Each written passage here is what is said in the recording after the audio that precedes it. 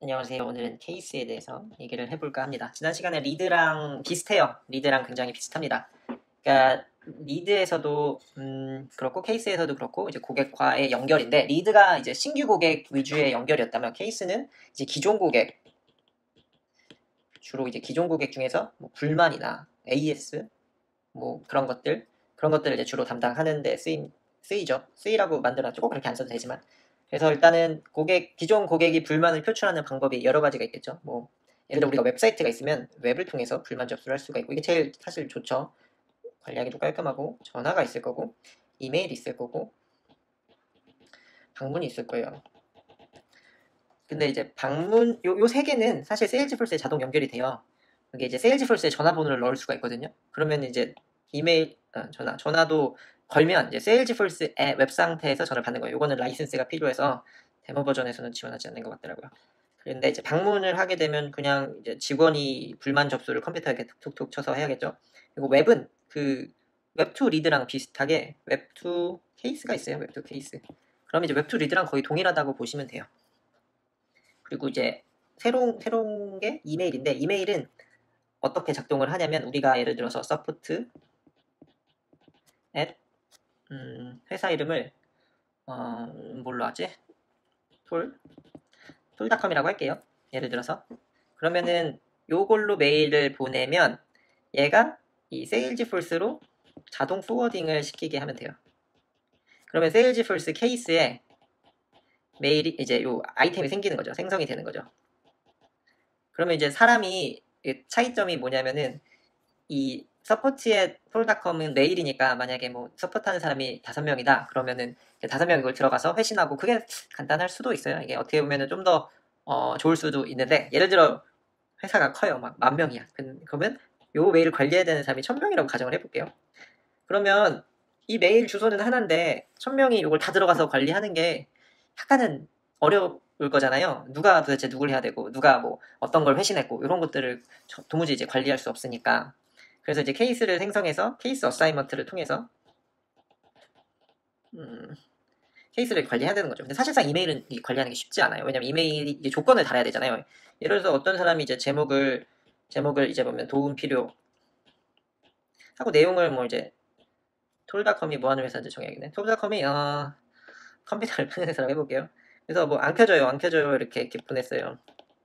이게 사실 쉽지 않죠. 왜냐면 요거를 이제 이 1,000명 중에 누구한테 어사인해야 될지, 그냥 누가 먼저 보는 사람이 해야 될지, 이런 것도 어렵죠. 그리고 1,000명 정도 서포트가 있으면은 거의 글로벌한 회사일 텐데, 요게 메일 주소가 하나면은 힘들죠. 사실상 이렇게 쓰지는 않겠죠. 근데 이제 기능적으로는 가능하고, 이걸 조금 더 이제 실제 사용하는 걸 보면, 일단은 그 전에 웹이 제일 좋아요. 웹이 이제 사실 웹은 폼이니까, 폼은 이제 적잖아요. 이름, 그 다음에 뭐 주소, 그 다음에 뭐 사유 해서 뭐 드랍다운으로 만들 수 있죠. 뭐 1번 전기 고장, 2번 화면 안 나옴, 3번 떨어뜨림, 뭐 이런 식으로 해가지고 요거 이제 크리테리아에 맞게 리드 어사이먼을 갖다 주면, 케이스 어사이먼을 갖다 주면 되죠. 요런 크리테리아를 통해서. 그러니까 웹2 케이스를 쓰는 게 제일 좋은데, 이제 이메일을 우리가 배우는 거니까, 요거는 어떻게 쓴 적이 있냐면, 구글 보이스라는 게 있어요. 이게 전화예요. 미국에서 이제 그냥 구글 보이스 앱을 받으시면 바로 사용하실 수 있는데, 개인용도 있고 비즈니스용도 있어요. 그래서 전화번호를 이제 줍니다. 여기 중에 구글 보이스에서 좋은 기능이, 보이스메일을 남기면 요거를 텍스트로 변환을 해줘요. 그래서 메일로 이렇게 쏴줘요. 구글 메일이죠. 텍스트로 해서 메일로 이렇게 보내줘요. 그러니까 내가 전화를 안 받았는데 누가 보이스메일을 남겼다. 그러면 내가 그거를 메일로 읽어볼 수 있는 거죠. 그래서 요거를 세일즈포스랑 연동을 해서 케이스를 만든 적이 있어요. 그래서 요 세일즈포스랑 연동한다는 게 무슨 의미냐면, 그냥 메일 포워딩이에요. 그럼 세일즈포스로 포워딩을 해주면 세일즈포스에서 이제 케이스를 만들 수 있어요.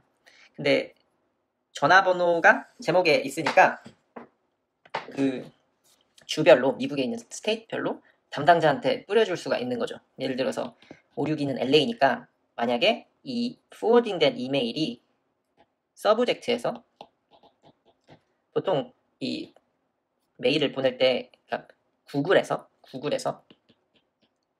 구글에서 텍스트로 메일을 보낼 때 서브젝트에 전화번호가 있어요. 전번이 있어요. 서브젝트. 그러니까 그걸 그대로 포워딩 시키는 거니까 이 서브젝트에 여기 이렇게 나오겠죠? 그러면은 케이스를 만들 때, 케이스 어사인먼을 만들 때 오류기가 들어가 있으면 LA 담당자한테 메일을 가게 하는 거죠. 그래서 만약에 전화가 우리가 대표번호가 있어요. 근데 대표번호가 있는데 이거를 누군가 맨날 이렇게 전화를 받고 있는 게 사실 어려우니까 이 세일즈 콜을 그냥 보이스메일을 남기면 그 보이스메일 전화번호 건 에리아 코드 기준으로 그 지역 담당자한테 이메일로 쏴주게 되는 거예요. 그렇게 되면은 어떻게 보면 이제 누가 전화를 받아서 그 지역의 이제 담당자는 누구입니다 라고 말을 안 해줘도 되죠. 사실 제일 좋은 건 그냥 고객이 어디서 웹사이트 가서 그냥 자기 정보 넣고 이렇게 폼을 작성해서 해주는 게 제일 좋죠. 전화번호 없이. 이게 아주 귀찮은 일이에요. 누군가가 전화를 했는데 그것까지 막 담당자 연결하고.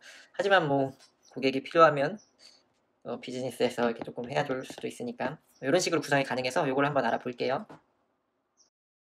그래서 여기 이제 Salesforce 화면으로 와서 이메일 to Salesforce를 볼 거예요.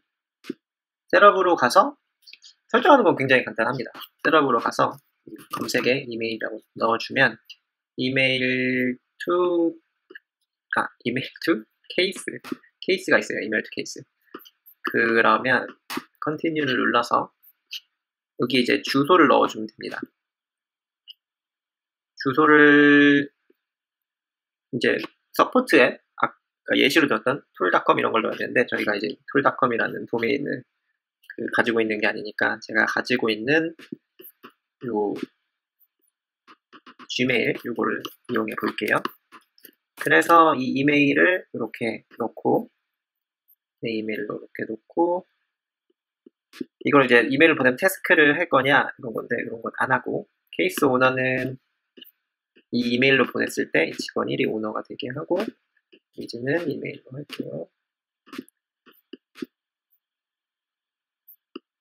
이렇게 하면 이제 이메일을 보냈을 때 요 이메일을 보냈을 때 요걸로 보내야 되는 거죠. 이걸로 보냈을 때 케이스로 들어가게 되는 겁니다. 세일즈포스에서 이제 이메일을 했을 때 여기서 보낸 이메일은 케이스를 만들 거다 라고 이제 컨펌 해달라 라는 거를 보내서 컨펌을 할 거고요. 컨펌을 하고 난 후 verified라고 있죠. verified. 그럼 이제 실제로 이 이메일로 보내볼게요. copy 어드레스. 그래서 이메일을 다른 이메일을 하나 써서 이걸 이제 고객이라고 가정을 하고 쓰는 거죠. 주소가 emp1 이거 말고 그냥 블루베리 파스타.com 아니죠. 블루베리 파스타 co@gmail.com 의 이메일을 사용해서 여기로 메일을 보내면 그러니까 요 세일즈포스에서 자동 생성된 메일 주소로 메일을 보내면 케이스로 생성이 되는 과정을 테스트 해보려는 거죠. 그래서 이제 고객이라고 이제 가정을 하고 최근에 구매한 뭐라고 할까 랩탑 고장이요, 노트북 고장이요, 어제 샀는데 오늘 안 되네요. 어떻게 된 거죠? 이렇게 고객의 불만을 접수하는 거죠. 그리고 이런 거 이제 HTML 클릭 히어 뭐 이런 식으로 링크를 해서 이걸 클릭하면 이런 게 이제 메일 주소 팝업되게 그런 식으로 사용하겠죠. 정말 사용하려고 한다면 그렇게 되면 이제 케이스가 생성이 되는 것이죠. 케이스가 보면 오픈 케이스에 가서 방금 노트북 고장이요 이렇게 메일이 되게 된 거죠. 그러면은 어떻게 된 거죠? 이런 식으로 해서 이제 여기 이제 내부에서 할 때는 코멘트를 써서 이거 어떡하냐 이런 식으로 이제 서로 공유를 하고 고객한테는 리플라이를 해서 이렇게 고객님 죄송합니다. 곧 연락 드릴게요. 이런 식으로 이제 여기 안에서 이 메일을 왔다 갔다 하게 되는 거죠. 이 메일 안에서 왔다 갔다 하는 게 아니라 그렇게 되면 이제 고객이었죠. 이런 식으로 메일이 오게 돼 있는 거죠. 이런 식으로 이제 리플라이오를 해서 왔다 갔다 하면서 고객하고의 내용을 여기다가 이제 다 기록할 수 있고, 이 기록은 이제 이 케이스 접근 권한이 있는 사람들은 다 같이 볼 수 있죠. 오늘은 여기까지 하겠습니다. 감사합니다.